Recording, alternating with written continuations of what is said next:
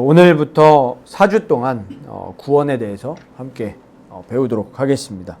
오늘 제목을 무엇으로부터 구원받는가 라는 제목으로 잡았습니다. 다음 주에는 이제 그러면 무엇으로, 우리가 어떤 것에 의해서 구원받는가에 대해서 나누려고 합니다. 오늘 첫 번째, 무엇으로부터 구원받는가 했을 때 여러분들 좀 생각해 봐야 될 사실이 있는데, 우리가 복음 이렇게 생각하면 어떤 이미지가 있으십니까? 말 그대로 하면 이제 복된 소식. 그러다 보니까 우리가 굉장히 이런 피상적인 이미지를 갖고 있어요. 그냥 죄와 사망의 법에서 해방받은 것이다. 지옥 가지 않아. 우리가 천국 간다. 그리고 이 땅에서 이제 하나님 자녀가 됐으니까 모든 복을 누리면서 살 수 있을 거야. 특히 이제 한국 같은 경우에는 우리가 그 시기를 직접적으로 막 겪어본 게 아니기 때문에, 저만 해도 이제 80년대 후반생이다 보니 그 60년대, 70년대 한국의 그런 여러 가지 경제적으로나 육신적으로 막 이런 결핍된 상황을 우리가 느끼진 못했잖아요, 사실.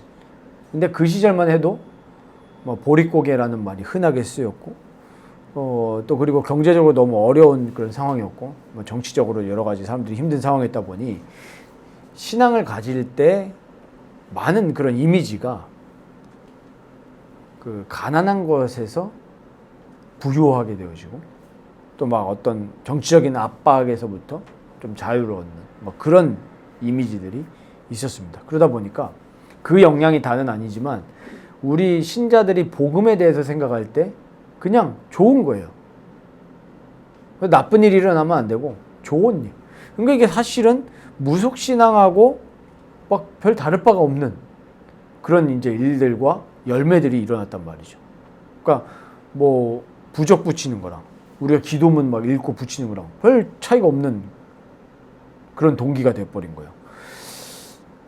근데 우리가 복음이라고 했을 때 말 그대로 예수 그리스도 그 자체가 복음인데, 그러면 우리가 예수 그리스도가 아니었다면 우리는 어떤 상태냐, 그리고 앞으로의 세상은 어떤 세상이 올 거냐 라고 했을 때 잘 많이 못 보신 책이긴 하겠지만, 우리 스바냐 1장 14절 18절을 보시면은 주의 날을 얘기를 해요. 주의 날을 예언을 하면서 곧 이제 심판의 날이죠.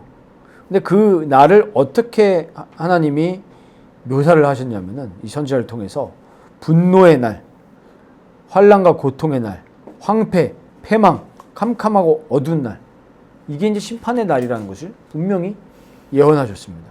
하나님의 진노가 임하는 날. 그래서 오늘 로마서 5장 9절에 어디에서 구원받는다고요? 진노하심에서 구원을 받을 것이다. 그러니까 모든 이 사람, 죄인들은 하나님의 진노 가운데 지금 놓여져 있는 겁니다. 이미 그 영원한 진노 가운데로 이제 들어가는 게 지옥 형벌이죠. 그래서 오늘 우리가 첫 시간 시작하면서 우리 교회에 맞게 이제 준비를 했으니까요. 다들 어떤 지금까지의 이 신앙이 있으시고 또 구원에 대한 이해가 있으시기 때문에 우리가 그거를 틀리게 이해한 것들은 버려야 되고, 또 우리가 또 강화시켜야 될 건 강화시켜야 되고, 또 이제 피상적인 이해가 아니라 진짜 성경이 말하는 이 총체적인 그런 이해를 해야 되겠습니다. 피상적 이해에서 벗어나야겠는데, 이 구원하다라는 이제 헬라어에 헬라어는 우리가 영어보다도 시제가 다양해요. 영어보다. 특히 좀 우리나라 말 같은 경우는 좀 시제가 우리가 그렇게 막 인식을 구체적으로 디테일하게 하지는 않잖아요. 영어만큼도. 근데 영어보다 더 시제가 많이 있는 게 헬라어입니다. 근데 우리 이제 구원에 대해서 5가지 시제를 제가 여기다 적어놨는데, 여러분 잘 아시듯이 우리가 구원하다라고 했을 때 과거 시제, 그럼 구원 받았다 이거잖아요. 에베소서 1장 4절에 뭐라고 했습니까? 창세 전에, 이런 표현을 쓰죠. 그러니까 이미 하나님의 연하신 작정과 예정 가운데에서 택함 받은 자들은 구원 받았습니다. 하나님의 은혜로. 그게 에베소서 1장 4절이죠. 그런데 구원받고 있는 중이었다. 이건 무슨 말입니까? 과거 미완료 시제예요. 이 말은 무슨 말이냐면 하나님은 이 성경을 보면 우리가 뭘 할 수 있죠? 창세기부터 우리 그 말라기까지, 그러니까 예수님 오시기 직전까지 누가 있었습니까? 아담부터 쫙 그런 역사적 인물들이 있었죠. 그래서 예수님이 누구의 후손으로 오셨어요? 다윗의 후손으로 오셨습니다. 아브라함부터 시작해서. 그런 일련의 역사적인 과정을 하나님은 허락하셔서 그 역사 속에 구원의 역사가 이르게 하셨습니다. 그러니까 예수님이 오시기 전까지 그 과정들이 있죠. 그래서 구원받고 있는 중이었다. 그리고 현재 시제로서 구원받는다 라는 또 우리 이제 용법이 있는데, 그건 뭐냐면 우리가 이렇게 영세전에 창세전에 하나님께로 택함 받은 자였지만 우리가 실제로 구원받는다, 현재 구원받는다라고 했을 때 언제죠? 내가 믿을 때. 우리가 그리스도를 믿는 순간 그리스도의 의가 우리에게 전가가 됐죠. 우리 죄는 어디로 가고요? 예수님께 가고요. 우리 지난번에도 말씀드렸지만 이중전가. 그리스도의 의는 우리에게 오고 우리의 죄는 그리스도께서 짊어지시고 십자가에서 도말하셨습니다. 그게 이제 현재 시제예요. 그래서 사람들이 피상적 이해, 그러니까 우리가 믿음으로 구원받는다 여기에만 지금 머무니까 구원에 대해서 잘못 이해했다라는 것보다도 풍성하게 누리지 못하는 거예요. 당연히 오늘 우리가 현재 예수 그리스도를 믿는 순간 구원받죠. 틀리단 말이 아닙니다. 그런데 거기에만 머무니까 하나님이 우리에게 주신 너무나 소중하고 올바른 이 소중한 구원을, 은혜로운 구원을 풍성하게 누리지 못하고 자꾸 쏠리는 거예요. 그러니까 계속 말씀드렸듯이 병리적인 현상들이 발생을 하는 거죠. 난 구원 받았어. 여기만 끝나버리니까 내가 이루어가는 구원에 대해서 이해를 못하는 거예요. 또 이루어간다라고 하면 또 무슨 반응을 하죠? 거품을 물면서 행위로 구원받는단 말이냐? 이제 이런 말을 하죠. 그게 아닌데 현재 미완료 시제가 있습니다. 구원받고 있는 중이다. 그 말은 무슨 말이냐면 영화를 두고 이제 깔고 얘기를 하는 건데 행위로 구원받는다는 얘기가 아니라 우리 뒤에 것하고 같이 얘기해 볼게요. 미래 시제 구원받을 것이다. 이거는 뭡니까? 장차 그리스도와 더불어서 영광 가운데 거할 것을 얘기를 하죠. 영화 단계에 이르는. 우리 이 땅에서는 계속 죄와 싸우면서 또 마귀와 싸우면서 가는 이 성화의 과정이지만 우리 이제 천국에 들어가서 영화 단계에 그리스도와 함께 영광에 들어가면 이제는 우리가 영원한 안식을 취하면서 이제 더 이상 죄하고는 상관없습니다. 영원히 하나님과 함께 찬양하면서 사는 인생이 되는 거죠. 그러니까 우리의 지금 삶에서는 예수 그리스도의 의가 전가돼서 구원받은 사람은 지금 구원받고 있는 중인 거예요. 왜? 그 영화 단계로 우리가 지금 걸어가고 있잖아요. 성화의 과정을 갖추면서 우리의 인격이 계속 성장하죠. 그리스도의 성품을 담고 그리스도의 구원을 누리는 그 삶으로 계속 성장해 나가죠. 이거를 성화라고 합니다. 구원받고 있는 중이다. 그래서 과거에서부터 미래까지. 그래서 과거, 현재, 미래의 모든 죄를 예수님이 속죄하신 건 분명한 사실입니다. 오해하시면 안 돼요. 그래서 구원이 행위로부터 난다는 얘기는 그리스도를 무시하는 거죠. 어떻게 우리가 스스로 구원받습니까? 믿음, 우리가 오직 믿음이라고 하잖아요. 믿음은 뭐냐면 하나님의 도구, 인스트루먼트지 믿음이 우리에게 의가 됩니까?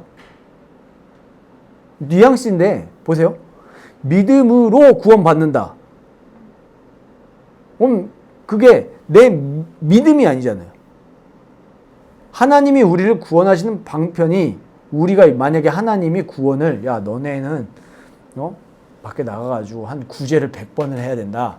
그게 구원의 통로고 방편이다 그랬으면 우리가 그렇게 해야 돼요. 근데 하나님은 행위로 구원받는 것이 아니라 그리스도의 의를 우리에게 주셔서 우리를 영원한 진노 가운데에서 해방시키시는 거잖아요. 되게 역설 아닙니까? 하나님의 진노에서 또 하나님은 하나님이 구원하셔요. 얼마나 이게 역설이면서도 은혜입니까? 그런데 그 구원을 주시는 통로가, 방법이, 인스트루먼트가 바로 믿음을 통해서 주시는 거지 우리가 믿어서 구원받은 게 아니라는 얘기죠. 뉘앙스의 차이를 이해하십니까? 그러니까 내가 믿은 걸 하나님이 너네 이 믿은 거 굉장하다 이렇게 해서 구원 주신 거 아니란 거예요. 우리가 믿음을 통해서 그 의가 전달이 되는 것 뿐이죠. 그러니까 이런 성경을 이게 다 성경에 나와 있는 거예요. 그러니까 우리가 보통 구원에 대해서 이해할 때 그냥 죄사함만 피상적으로 이해하다 보니까 이 우리의 구원이 되시는 그리스도와 또 우리 모든 구원의 주관자가 되시는 성부 하나님과 우리를 이끄시는 성령 하나님과 풍성한 관계를 못 누려요. 그런데 사실 이 5가지 시제를 꼭 신학적으로 배워야 아는 게 아닙니다. 성경을 풍성하게 이미 읽고 있는 사람들은 이렇게 누려가고 있어요. 성경 66권을 통해서 이게 다 우리에게 적용이 되잖아요. 어떻게 진짜로 구원의 복을 누린 사람이 막 살겠습니까? 성경은 그런 얘기가 한 번도 없는데 막 살라는 얘기가. 예를 들면 우리가 산상수만 묵상하더라도 구원받고 있는 중이다라는 게 묵상이 되지 않겠어요? 아, 내가 그리스도의 통치를 받으면서 살아가지 않으면 우리는 여전히 간음하고 또 남을 죽이고 이럴 수밖에 없는 사람이구나 라는 게 보여지잖아요. 그러니까 이 현재 미완료 시제가 우리에게 다가오는 겁니다. 아, 나는 구원받고 있는 중이구나. 구원받았지만. 그러면 우리가 이 과연 죄가 뭐냐 이거를 우리가 이해를 해야 되겠는데, 그러면은 그 죄에 대해서 올바르게 이해하면은 죄와 죄의 결과에 대해서도 알게 되는 거죠. 이 죄가 무엇입니까? 하나님에 대한 반역입니다. 그러니까 우리 죄라고 했을 때 보통 이제 원죄, 자범죄 이렇게 뭐 세퍼레이트하는 성향이 좀 강한데, 자범죄라고 했을 때 우리가 실행죄라고 할 수도 있죠. 실행죄. 우리가 하나님을 반역했기 때문에 내 마음대로 살면서 실행하는 그런 죄, 자범죄. 똑같은 말인데 결국엔 뭐냐면 하나님에 대한 반역입니다.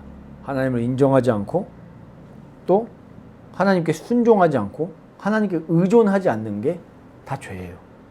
그걸 우리가 이제 근본적인 이제 원죄라고 하는데, 결국에 자범죄도 뭐겠어요? 내가 결국에 내 삶 속에서 하나님을 인정하지 않으니까, 하나님의 통치를 받지 않으니까, 나를 의존하니까 당연히 자범죄 짓는 거죠. 간음, 뭐 폭력, 불의 이런 게 다 하나님 인정하지 않으니까요. 그래서 진짜 구원받은 사람은, 또 올바르게 구원의 복을 누리고 있는 사람은 죄의 심각성을 압니다. 죄의 처참함을 알아요. 혹시 한번 스스로 생각해 보세요. 대답하지 마시고요. 내가 하나님 앞에서 내가 진짜 처참한 죄인이라는 게 느껴진 적이 있습니까? 성령을 통해서 중생함을 받은 사람은 그 회개와 회심이 나오게 되어 있습니다. 아, 내가 진짜 죄인이구나.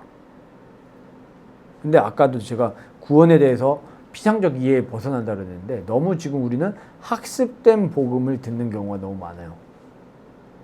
근데 성령께서 우리에게 침투하셔서 깨닫게 하시고 비춰주시면 내가 하나님 앞에 무릎 꿇을 수밖에 없습니다. 죄인입니다. 복받기 위한 구원이 아니라니까요. 지금 내가 진짜 하나님 앞에 진노함을 받을 처참한 죄인이구나. 이게 깨달아지는 거예요. 어떤 은혜로요? 성령의 은혜로. 성령은 그걸 깨닫게 하신다니까요. 복음의 말씀이 선포될 때, 아, 죄인이구나. 아, 진짜 하나님 앞에 너무 부끄럽고 내가 내 마음대로 하나님 앞에 반역하고 불순종하며 살았던 죄인이구나. 저는 중학생 때 그런 경험이 있었거든요. 경험을 굳이 우리가 기준화 시킬 필요는 없죠. 사람마다 다를 수 있고 또 시기도 다르고 나이도 다 다르니까. 그런데 분명한 것은 있단 말이에요. 말씀을 통해서, 말씀을 들었을 때 제 마음속에 그게 딱 오더라고요. 중학생 때 수련회를 갔는데, 아, 내 죄인이구나. 그러면서 십자가 사랑이 처음으로 감동이 됐는데, 그거를 그냥 놓치고 피상적인 이해를 하면서 그냥 전도 열심히 하면 된다, 세계복음 하자 이렇게 살다가 2년 전에 저한테 딱 오는 거예요. 뭐가 오냐? 나 죄인이네. 그러니까 제가 뭐 어떤 행동, 액션을 해서 죄인이 아니라 그 전에 내가 정말 내 마음이 죄인이 맞구나. 아, 내가 하나님을 사랑하지 않고 마음으로는 딴 걸 사랑하고 있었구나. 신앙생활을 하고 교역자를 하면서도 실제로는 다른 걸 사랑하고 있고, 이게 너무 부끄러운 거예요. 그러면서 하나님 앞에 무릎 꿇게 되더라고요. 그러면서 무슨 눈물이 나오냐 하니까 막 후회의 눈물 이런 게 아니라 탄식의 눈물이 나온 거예요. 와, 하나님, 내 진짜 죄인이네요. 정말 죄인이네요. 내가. 하나님 안 사랑하네요. 이렇게 깨닫게 하시는 게 구원 주시는 하나님의 역사고 은혜인 거예요. 죄의 심각성입니다. 그래서 그 죄의 결과로 어떤 일이 일어나냐니까 우리를 하나님의 형상대로 만드신 자아, 진정한 자아가 깨어져 버렸어요. 어떻게 깨어졌냐? 아까도 제가 야고보서 1장 15절, 14절에서 16절 말씀드렸죠. 욕심이 잉태한 즉 죄를 낳고 죄는 장성하여 사망을 난다고 그랬어요. 로마서 3장 23절 아시죠? 모든 사람이 죄를 범하였음에 하나님의 영광에 이르지 못하더니. 그러니까 우리 인간은 하나님을 경배하고 하나님을 기뻐하는 존재인데 지금 다른 거 기뻐하고 있잖아요. 우상 숭배. 그러니까 대상이 바뀐 거예요. 아까 로마서 1장에도 읽었듯이 피조물을 경배하기 시작한 거예요. 그래서 사람이 우상이 되고 돈이 우상이 되고 물질이 우상이 되고 성공이 우상이 돼버렸어요. 그걸 어디로 바꿔야 돼요? 하나님께로 옮겨야 되는 거잖아요. 경배 대상을. 근데 지금 말로만 하나님을 섬기고 있는 기독교인들도 많고 실제로는 다른 거 우상 숭배하고 있는 거예요. 우리 팀 켈러 목사님 책 보면 내가 만든 시. 실제로 우리가 종교 활동도 우상일 수가 있는 거예요. 그렇게 되면은 내 인격을 진짜 못 바꾸죠. 실제로는. 그래서 죄의 삭은 죽음입니다. 로마서 6장 23절에. 죄의 삭은 사망이에요. 그 사망은 뭘 가져왔냐? 에베소서 2장 1절에서 3절 제일 잘 나와 있죠. 허물과 죄로 죽었던 우리. 뭐 했냐? 2절에 보니까 육체와 마음에 원하는 것만 하면서 3절에 보니까 공중권세 잡은 자를 따라갔다. 마귀 따라가는 인생인 거예요. 이렇게 자아가 깨져서 하나님을 경배하지 못하는 비참한, 하나님의 영광에 이르지 못하는 비참한 상태가 되어버리고 만 거예요. 그래서 하나님에 대해서도 올바르게 행하지 못하고 타인에 대해서도 올바르게 행동하지 못하죠. 하나님을 사랑할 수밖에 없는, 하나님 사랑과 또 타인을 사랑하고 배려하고 섬겨주는 원래 그런 완벽한 하나님의 형상이었는데 자아가 죄로 인해서 깨져버리고 죽어버렸으니까 나만 사랑하니까 당연히 죽일 수밖에 없는 거예요. 그럼 예를 들어 보세요. 사람들이 막 환경오염 가지고 막 얘기를 하잖아요. 근데 가만 보세요. 이거 가지고 해석이 된다니까요. 이걸 가지고 뭐 사람들이 요즘에는 환경신학도 나왔어요. 나쁜 건 아닙니다. 나쁜 건 아닌데 시도 자체는 좋은 건데 근데 가만히 생각해 보세요. 왜 환경이 오염됩니까? 어떻게 생각하세요? 환경이 오염된 이유가 뭐예요? 근본적인 이유 생각해 보세요. 인간의 탐욕이에요. 그 탐욕이 죄를 갖고 온 거예요. 이거 보세요. 전쟁이 일어나는 이유도 결국 탐욕이에요. 내가 조금 더 먹고 싶어서. 그런 것들을 저희 집은 보고 있거든요. 꼬마 놈들이 내가 조금이라도 더 먹기 위해서 아주 그 국지전을 치르고 있죠. 조그만 전쟁은. 이게 애들끼리의 전쟁이지만 나라끼리 하면 전쟁인 거예요. 내가 조금 더 먹겠다. 내가 땅을 좀 더 차지하겠다. 보세요. 사람들이 막 환경 오염이라든지 재난이라든지 우리 인재라고 하는데 결국에 다 어디서 나오는 줄 아세요? 욕심. 욕심에서 나오는 거예요. 예를 들면 요번에도 어디 모텔인가 불났잖아요. 근데 그런 데를 보면은 꼭 인재라고 하죠. 왜 그런 줄 아십니까? 사장님이라든지 관계 당국이 조금 내가 더 벌려고 돈 아끼다가 그게 재난이 커지는 거 아니에요. 다 욕심에서 나오는 겁니다. 말 그대로 육신적인 사망까지 오잖아요. 내 욕심 부리다가. 하물며 우리가 하나님께 불순종하고 하나님 사랑하는 것보다 자꾸 다른 거를 더 탐심, 우상숭배하니까 우상숭배의 결과는 다 영육간에 죽어버리는 거예요. 그렇기 때문에 타인에 대해서도 우리는 계속 소외가 되고 또 진정한 자아에 대해서도 우리는 소외가 됩니다. 이 죄로 인해서. 그래서 늘 공허하고 불행하죠. 가져도 가진 게 아니에요. 그게 다 이유가 뭡니까? 죄로 인한 오염과 비참함이에요. 그래서 가져도 행복하지 않아요. 우리 여기 계신 우리 청년분들이 있는데 만약에 결혼이 우리의 진정한 목적이 된다라고 하면 결혼해도 공허해요. 진짜 절세 미녀랑 결혼해도 바람 피는 케이스를 전 봤거든요.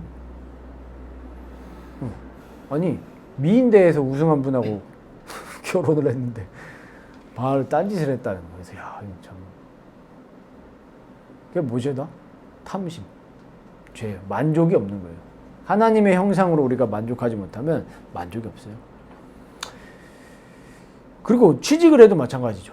와, 내가 취직했는데 막상 또 취직하면 공허한 거예요. 욕심에서 나왔기 때문에. 우리가 사고 싶은 물건을 샀어요? 채워질 줄 알았는데 안 채워져요. 왜? 욕심에서 시작된 구입이었기 때문에. 이 죄의 결과는 우리 전 인생에 걸쳐서 비참함을 가지고 왔습니다. 공허와 깨짐을 갖고 왔어요. 그리고 거기서 끝나는 게 아니죠. 죄는 반드시 하나님의 진노를 가지고 옵니다. 데살로니가전서 1장 9절에 10절 보면 장래의 노하심에서 우리를 건지시는 예수신이라 그랬어요. 예수님은 그 하나님의 앞으로의 진노하심에서 우리를 건지셨습니다. 그러니까 아까도 복음에 대한 이 구원에 대한 피상적 이해에서 벗어나야 된다고 말씀을 드렸는데 이 그리스도, 우리의 복음이신 그리스도는 내가 육신적 복을 받기 위한 도구가 아니에요. 영원한 하나님의 진노와 심판 가운데에서 벗어나는 겁니다. 그런데 실제로 사람들은 영원한 세계에 대해서는 관심이 없어요. 그래서 우리가 항상 이 통전적인 이해가 필요한 게, 균형적인 이해가 필요한 게 뭐냐면 예수, 천국, 불신족이 틀린 말이 아니에요. 당연히 그 메시지가 맞습니다. 그런데 그것만 얘기하고 한국교회는 이 세상에서 구원받고 있는 중이다, 이거에 대해서는 또 전혀 관심이 없었죠. 이루어가는 성화에 대해서. 나 천국 갔으니까 끝났어. 근데 그 말이 또 틀린 말이 아니에요. 왜 우리가 예수 믿습니까? 궁극적으로. 이 하나님의 진노 가운데에서 빠져나와야 되기 때문이에요. 안 그러면 우리는 반드시 죽잖아요. 신불신간에 죽어서 하나님의 심판대 앞에 서는 날이 반드시 온다니까요. 근데 예수 그리스도로 그 진노하심에서 벗어나 의롭다함을 받은 사람은 그 심판에서 면제가 되는 거죠. 그러나 이 세상에서 살아가는 동안에 그리스도의 의를 받지 못한 죄인들은 하나님 앞에 심판대에 서서 영원한 지옥으로 떨어지게 됩니다. 이 생각 가지고 살아가 보십시오. 그냥 살 수 없다니까요. 감사함으로 살아가게 되고요. 첫 번째로는 감격이고 매일매일이, 그리고 구원받지 못한 하나님의 진노 가운데 있는 사람들이 너무 불쌍해요. 그리고 그 사람들이 얻는 부귀영화가 부럽지가 않습니다. 옛날에 그 노래 중에 그 노래 있었잖아요. 난 내가 부럽지가 않아. 저는 그게 굉장히 좋은 가사라고 생각합니다. 왜 부러워합니까? 시편 73편에 그 시의 저자가 이런 말을 합니다. 악인들이 왜 형통하고 악인들이 왜 나보다 잘 먹고 잘 사냐. 막 시기 질투합니다. 근데 언제 깨달느냐. 내가 하나님의 성수 앞에 섰을 때 이제 깨달았다. 그게 부럽지가 않은 거예요. 내가 하나님 앞에 성수 앞에 서서 예배자로 서서 보니 구원받지 못한 죄인들이 하나님의 진노 가운데 놓여져 있는 게 보이는 거예요. 심지어 악인들이 죽을 때까지도 평안하대요. 그렇게 보인 거예요. 그 사람의 눈에는. 죽을 때도 너무나 화려하게 죽으니까. 구원받은 예수 믿는 사람들은 쓸쓸하게 죽어갈 수도 있잖아요. 순교자로 죽어갈 수도 있고. 그런데 진짜 눈을 떠서 하나님을 바라보니 그 사람들이 영원한 심판대 가운데 놓인다는 게 보여지니까 부럽지가 않은 거예요. 불쌍하게 여겨지죠. 그래서 우리가 무엇으로부터 구원받는가? 다시 한번 정리하자면 하나님의 진노 가운데에서 구원받는 것이다. 그리고 구원에 대한 우리 5가지 시제를 잘 기억하시면서 창세전부터 나를 예정하셔서 구원해 주시고 구원받았고, 그러나 하나님은 구약의 선지자들을 통해서 또 다윗의 혈통을 통해서 구원을 이루고 계셨습니다. 그리고 오셔서 십자가에서 죽으셨고 우리의 모든 죄를 사하셨습니다. 우리가 그걸 믿는 순간 바로 구원받습니다. 그러나 이 땅에서 이루어가고 있습니다. 그리고 우리의 영원한 하나님 나라가 예비되어 있고 우리는 거기에 들어갈 때 영원한 영광 가운데 거하게 됩니다. 그래서 이 세상에서의 삶은 하나님을 찬양하고 하나님의 나라의 지배를 받으면서 그 영광을 나타내는 삶이 되어야 되겠죠. 그래서 이제는 우리가 지난 설교에서도 말씀드렸듯이 그리스도 안에서 하나님의 형상을 회복해 나가는 거죠. 그게 우리의 삶입니다. 그렇다고 하면은 제가 마지막에 이 세 가지 문장을 남겨놨어요. 한번 이따가 나눌 때도 한번 나눠 보셔도 좋겠고 또 혼자서 생각해 보셔도 좋겠습니다. 진짜 죄가 뭐냐? 그리고 내가 하나님의 진노 아래에 있다는 죄인이라는 사실이 진짜 인정되냐? 이런 사람들이 말을 하더라고요. 아니 현장에서 복음 메시지를 전할 때 저 사람이 죄인이라는 거를 얘기하는 게 저 사람이 들을 때 껄끄럽지 않겠냐 그런 말을 하더라니까요. 그 나온 분들이. 그래서 마귀에게 잡혀 있다라는 메시지가 되게 현장에서 좋다라는 얘기를 하더라고요. 저는 야 이게 아니 성경 분명 우리가 죄인이다. 죄인이라고 했을 때 당연히 기분이 나쁘죠. 근데 성령께서 감화시키면 그 죄인이라는 게 기분 나쁘게 들리는 게 아니라 무릎 꿇는다니까요. 당신 죄인입니다. 기분 나쁜 게 아니라 인정이 돼요. 하나님이 구원하실 사람은. 우리가 뭐 사람에게 지금 그러니까 사람들이 착각하는 거예요. 저 사람이 어떻게든 구원 받아야 되니까 그래도 좀 좋은 말 해줘야 되는 거 아니냐. 뭔 좋은 말 해줘요. 성경은 심판을 얘기하고 있다니까요. 그럼 내가 진짜 죄인이라는 사실이 인정이 되냐. 한번 스스로 질문해 보시기 바라고. 나는 구원을 삶에서 어떻게 누리고 있냐.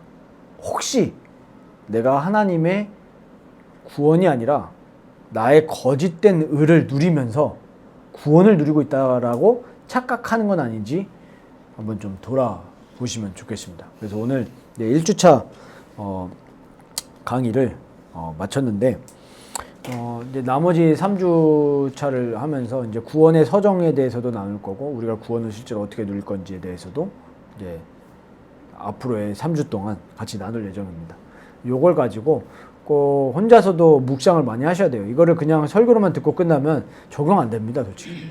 근데 이걸 가지고 반드시 묵상하시면서 질문해 보시면 좋겠고 여기에 대한 참고 도서를 하나 소개시켜 드리면 R.C. 스프로울의 구원이라는 책을 좀 참고할 소책자거든요.